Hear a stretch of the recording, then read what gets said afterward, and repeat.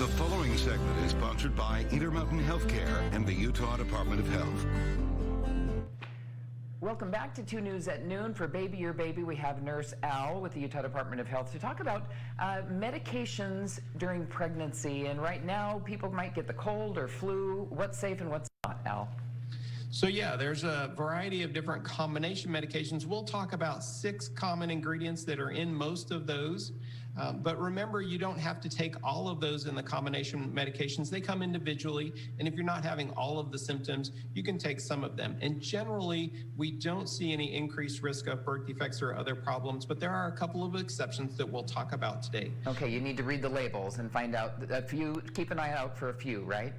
Absolutely. The first one that's in most of those is the Tylenol part, the acetaminophen. So no increased risk for that one. Remember, that one's used to treat not only those aches and pains, but a fever.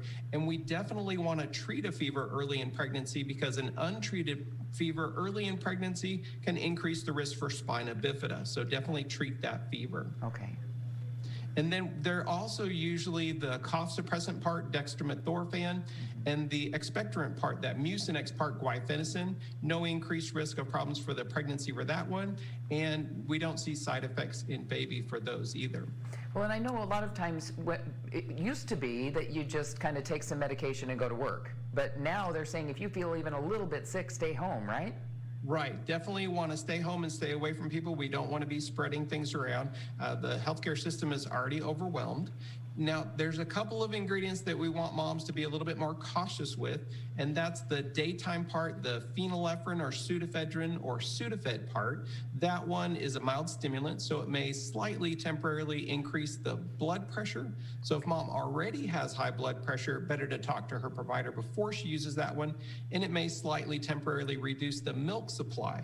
Okay. So that's one to be aware of. The Benadryl nighttime part may also slightly temporarily reduce the milk supply.